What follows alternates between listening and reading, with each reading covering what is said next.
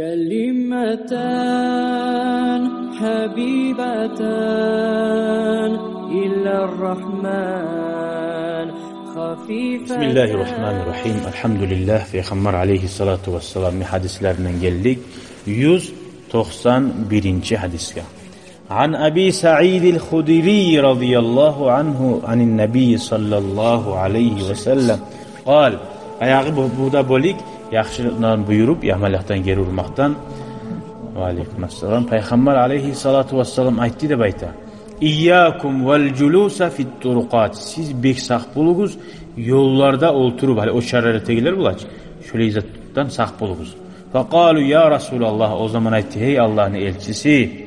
Ma lana min majalisina buddun netahaddasu fiha. Ya bizge o çaraga cilip oturmasak kuy yok. Bacarilmey haberlamasak deb aytdı dey. Faqala Resulullah, o zaman Allah'ın elçisi aytdı sallallahu aleyhi ve sellem. فَاِذَا أَبَيْتُمْ اِلَّا الْمَجْلِسِ. Eğer neçte şu oturmasanız bolmayımsa, şunca kadar çarasız mısınız oranma çıkıp oturmağa, فَاَعْتُ الطَّرِيقَ حَقَّهُ. Şu yolunu hakların biriz diye. Vah, yolun hakları ne hakları var? Kâli olarak etti. وَمَا حَقُّ الطَّرِيقِ يَا رَسُولَ اللّٰهِ.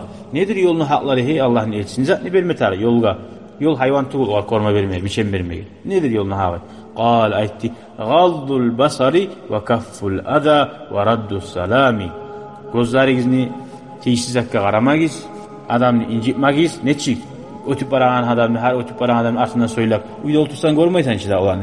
Her bir avur teyzesin yolga baktı bir salam. Oturuş onunla her ötkeninde, yetkeninde de söylep durar. Tuğul mu? Şöyle incitmagis işini değil. Ve salamını da kaytarıyız. Ötüp arayana biraz salam versin, salamını da kaytarıyız. Vadağıda yoluna hağı gördünüz mü? Yolda görürsen ki yamazatını. Amru bil ma'ruf. Yamazatını görgen. Yaxşıtla buyuruguz.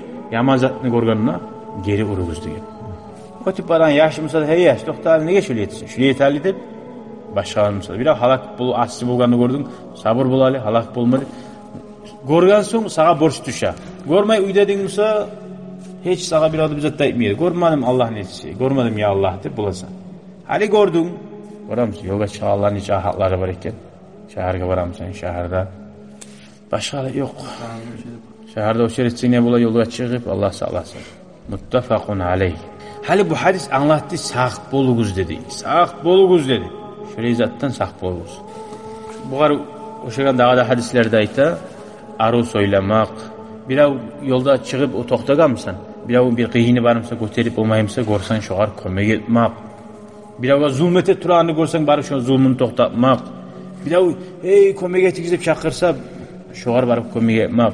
Bir adaşlanmışsa qayda varağını bilmeyse yolunu tuzlamak. Bir kuşkursa eşitsen şunu Erhamkallah deb aytmak. Gördün ne? Bu hadis anlattı, bu Müslüman adam qayda bolsa da daim yaxşılıqni yaymakni hayin etmek.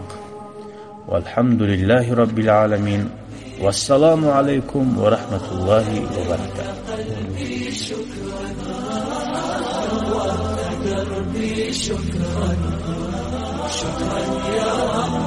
شكرا يا ربي شكرا هديت قلبي شكرا نورت دربي شكرا شكرا يا رب.